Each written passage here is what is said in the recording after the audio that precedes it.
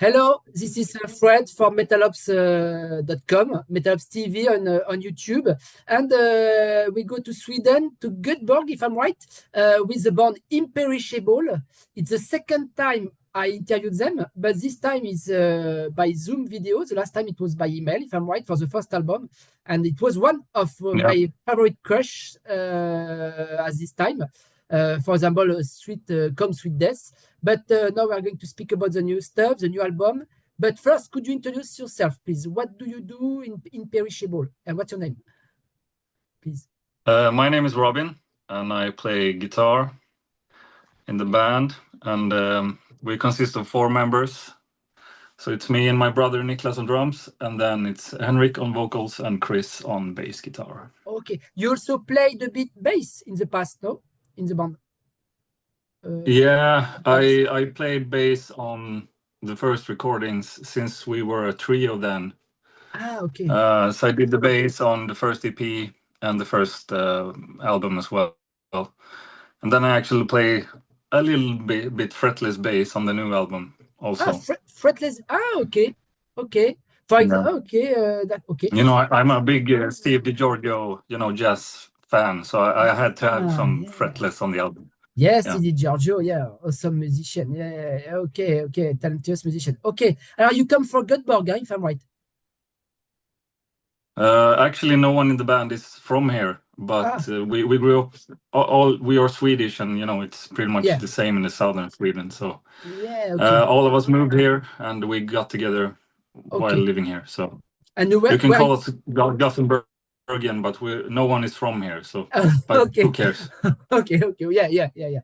Okay. No, because it has a bit influence maybe, because I guess you grew up with legends like Dark Tranquillity, At the Gates, Gardenian, In Flames, stuff like that, when you were young. Yeah, of course.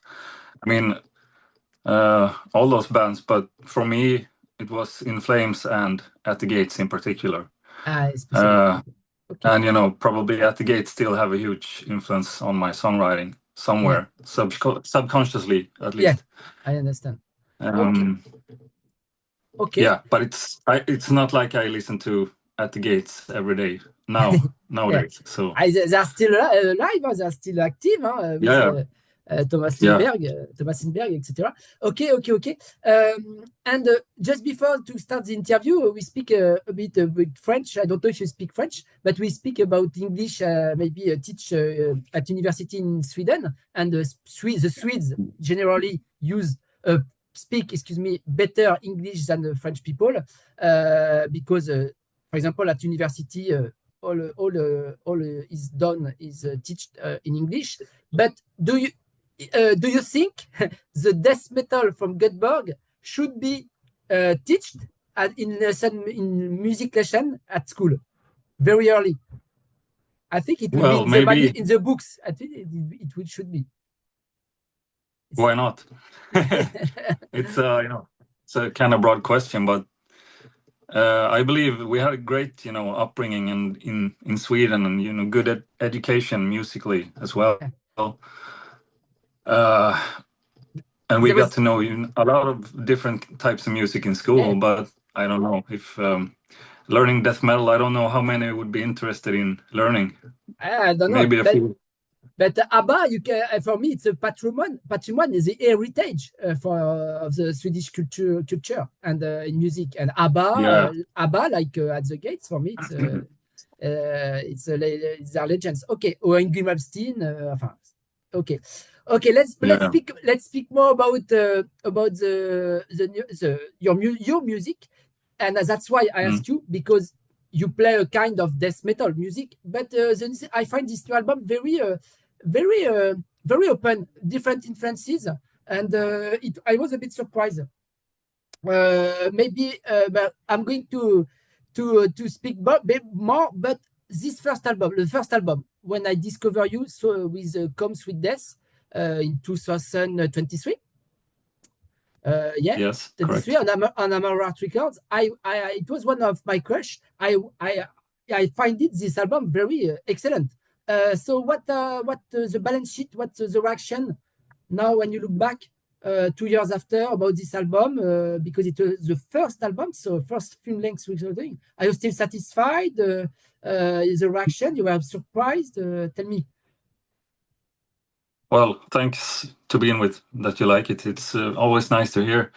Well, it's been not 2 years since it came out, so I really didn't think about it much. But okay, if I'm gonna say one thing, it's that we feel still very satisfied with the result. Of course, then maybe sound-wise, it's not as up to date representation of the band nowadays. Okay, maybe, but we're still satisfied with the material, the songs, and you toured a lot. You played live.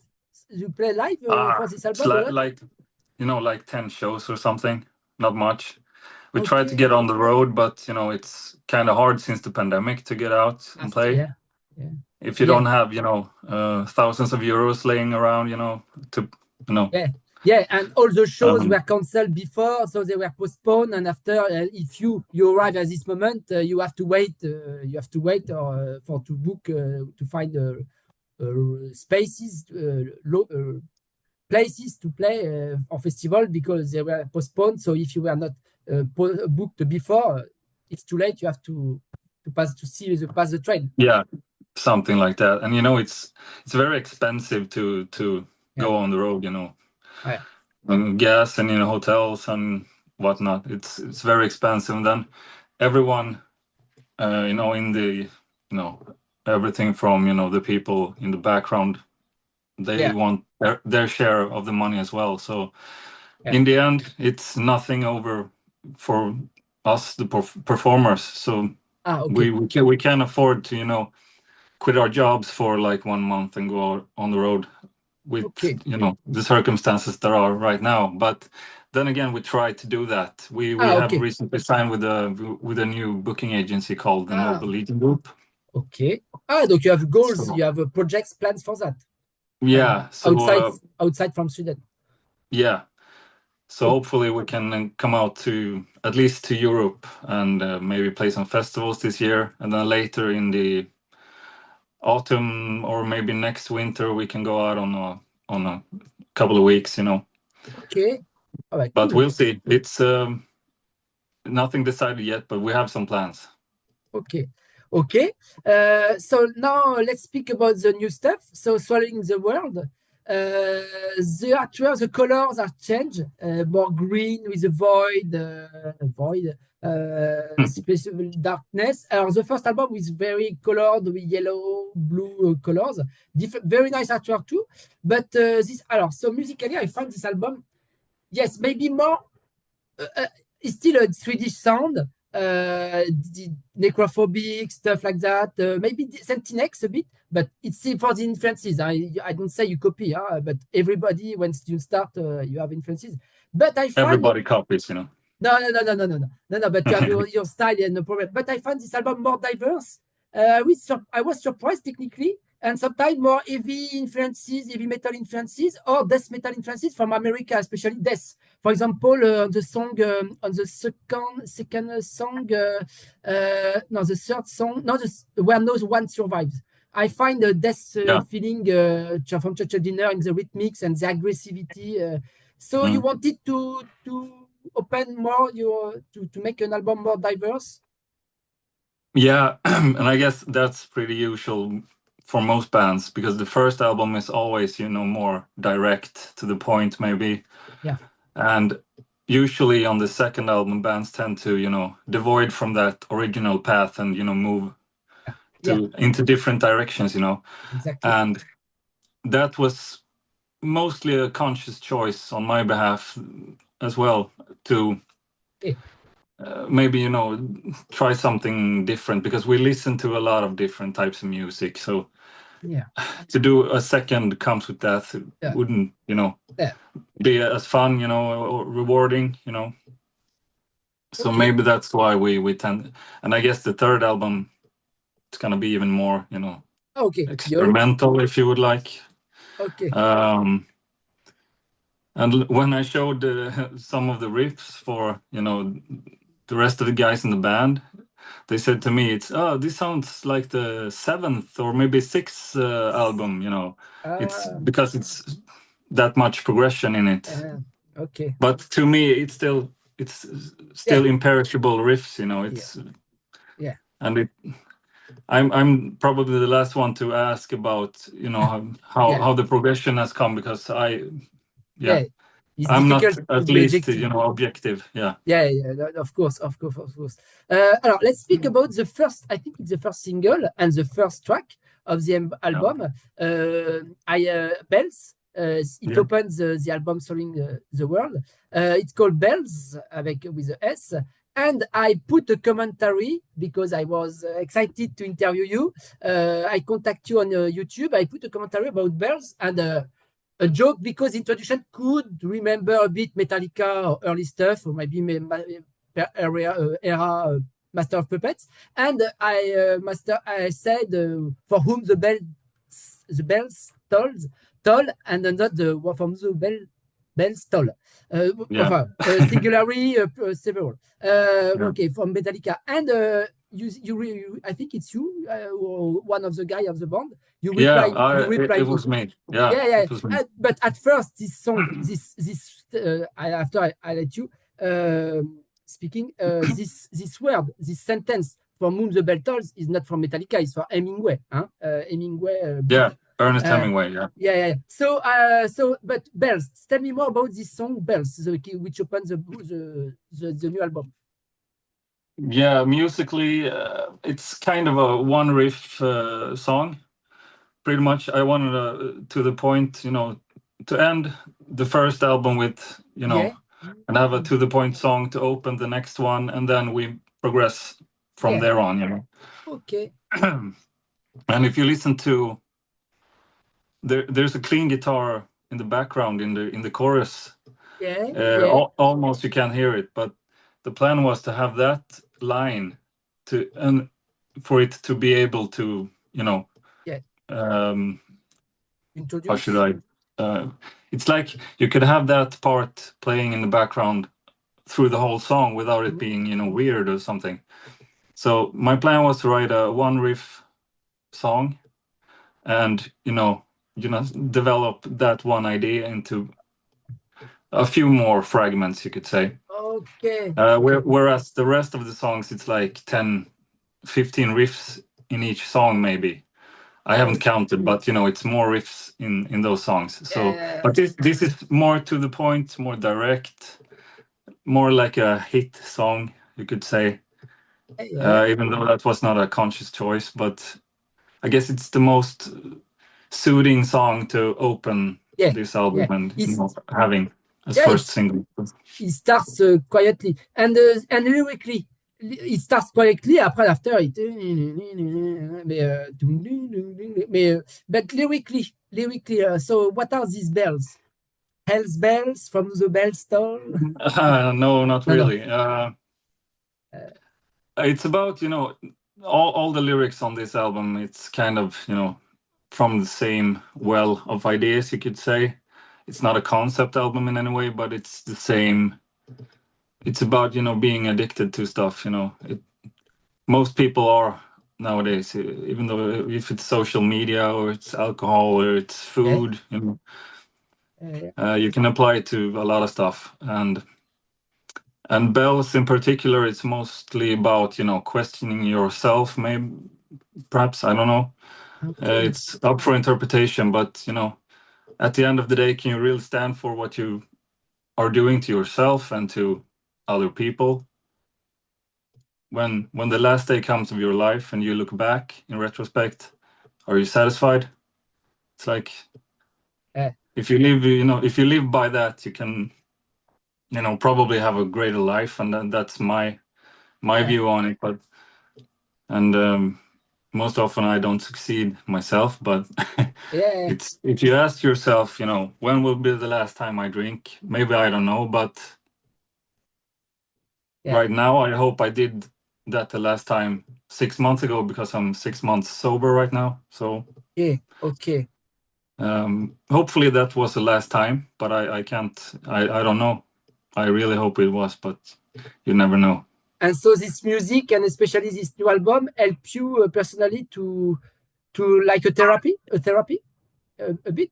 Yeah, in some way, you know, it kind of helps to express some stuff that you don't, because I don't tend to social media that much. I talk to my people in my family and my friends and so on, but instead of maybe putting out loads of things on Facebook, I write these lyrics instead, maybe. So maybe it's a kind of event to put something out and feel a little bit better about yourselves afterwards, maybe.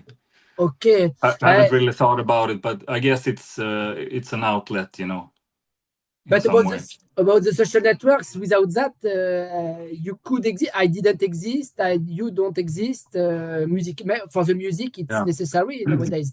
And Lacuna Coil, it just released his new album, and they speak about that in their last album. But it's a paradox because they need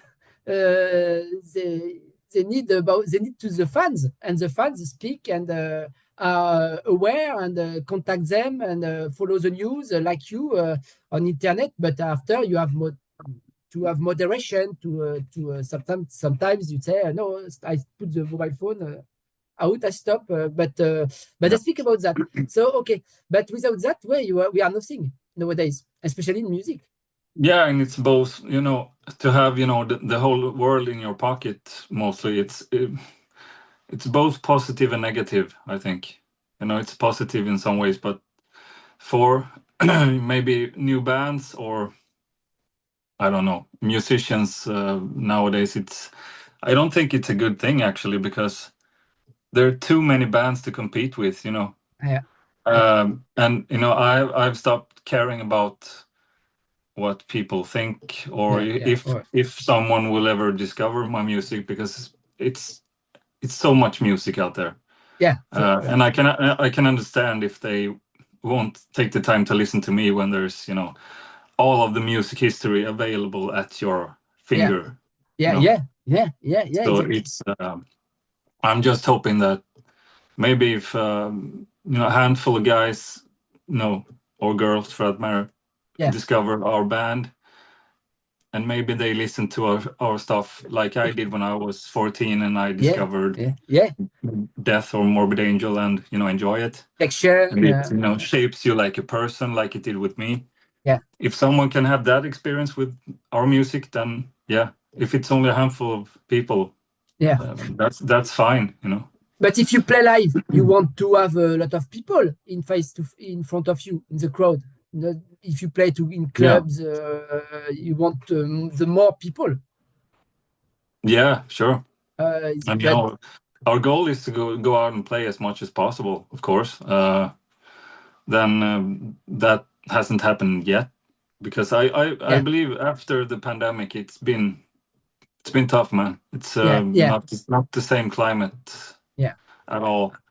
And I can understand why even bigger bands tend to cancel tours and everything, because they can afford it. It's a minus on the account. You can't do it. It's sad. That's the solution is maybe in the festivals, because it's better. You don't spend a lot of money to your own tour, and you have the structures. You have all.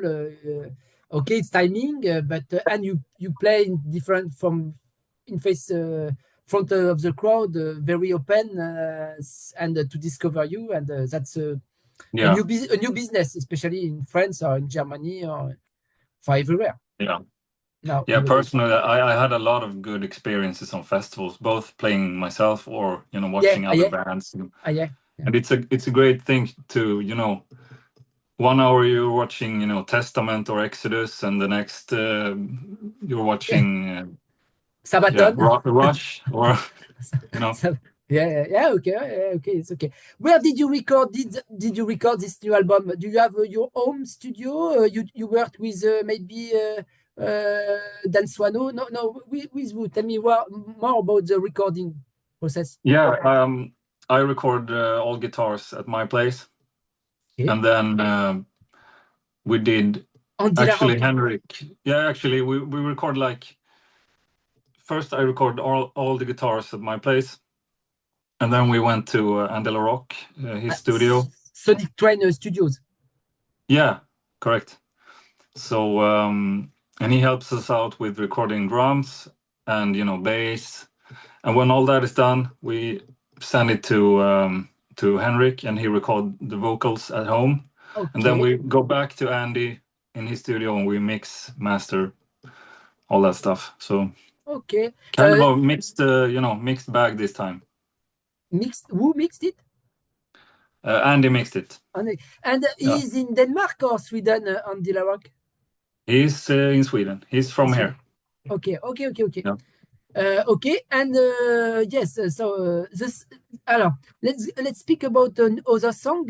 For example, I find a bit heavy metal 70s, 80s influences. For example, in the beginning riff of Riding Demons. Yeah. And it's sometimes I was surprised in the riffs, and I say, wow, it's very diverse, very rich. Technically, it has changed. Yeah, tell me more about this song, Riding the Demons. Yeah, I guess it's that's the 7th album song, actually. Okay. That I mentioned earlier. The guys thought it was like a 7th album material type of song. But okay. No, I just, like I said, we listen to a lot of stuff, different kinds of music. And I know it's a big leap, if you take maybe maybe Teeth of the Hydra from the first album, and then you jump to this Riding Demons with the almost Ozzy Osbourne type of riff, I know it's a big leap, but in the end, it's the same kind of feel in my ears, at least. Sometimes I was wondering if it is the same band, if I am on the same record, and the same record, the same artists, and I discover with Come Sweetness. But I was very there is a melodic approach also. There are two interludes, two intermezzo, two interludes at the middle of the album, the remembering, and the erosion of reason before the eponym song, the title track, Swallowing the World. Yeah, and the plan was to follow the same formula like the first record, but then we added the remembering in the maybe last minute, because I felt it had could be a good opening to the side B of the vinyl. Yeah. So, change the face. So the whole the track sequencing is molded after a vinyl LP record. So maybe on a CD maybe it feels weird to have the remembering in the middle, but I don't care. It's okay. And live maybe it would be you could put with a sample the instrumental track, and during this time you tune your guitar, or you drink a beer, and after you start the second part of the show. Yeah, take a quick nap and then go up. Okay. Yeah, we'll see. Maybe we haven't thought about that, but maybe it's good to have that kind of interlude from your own music to it's like a kind of a pause sequence in the show. A small break. And are you going to play live the whole album with these 9 tracks, or to play and to not to play the previous song of the first album? We'll see. I don't know. We played Comes with Death. We did 2 times from beginning to end.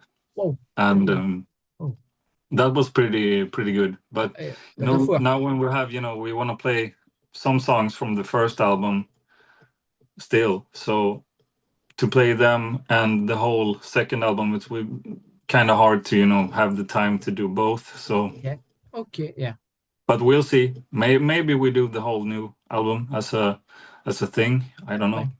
Okay. On guitars, you are the guitarist, main guitarist. What are your influences as guitarist?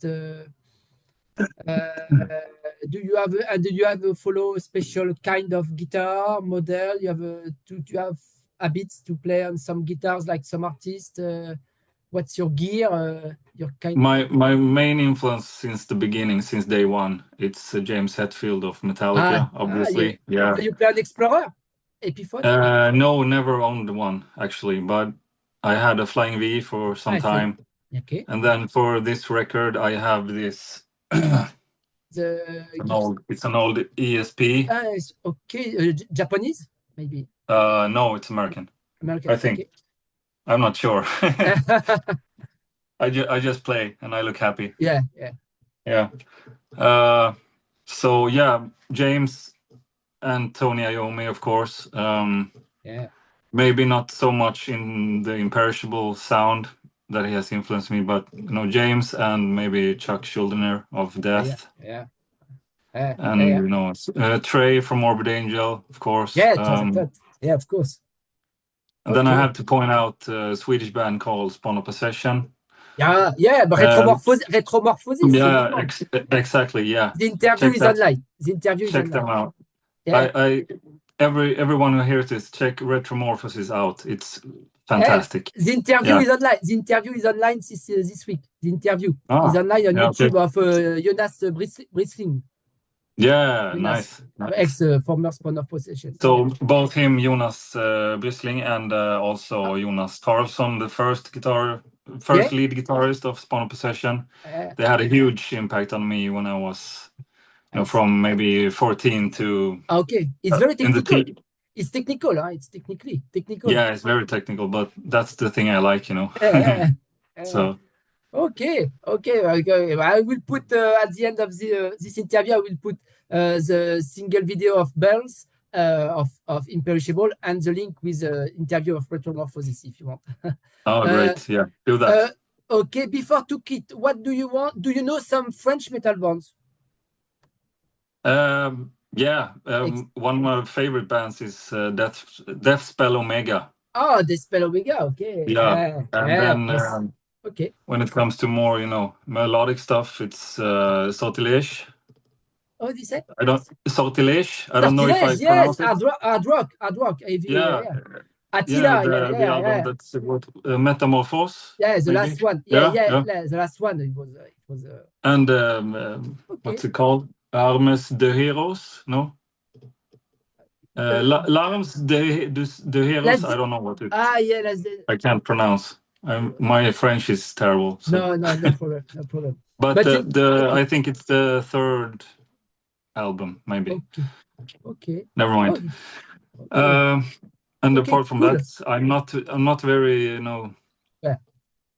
I listen to a lot of music, but I don't usually care where they're from. But that's the two I can, say that those bands I've listened a lot to. And I give punk hardcore stuff for grindcore because you have a T-shirt this fear, crustcore. Yeah. This fear, yeah. Awesome. Okay. What do you want to conclude? What do you want to add about this new album, Following the World? And I just said the artwork. The artwork was made by a guy, Juanjo Castellano, if I'm right. Yeah, correct. Okay. And it was the first collaboration for us. But we were very satisfied, and I can do nothing else but recommend him to other bands because he's super professional and work really fast. So nice. Okay, so I'm going. I hope to see you live in France. Come to France. Come in France, please. Yeah, we hope to. As soon as possible, man. A Swedish package, you have the choice with Dark Tranquility, I don't know, Sacramentum, Retromorphosis. They are going to tour. That would be nice.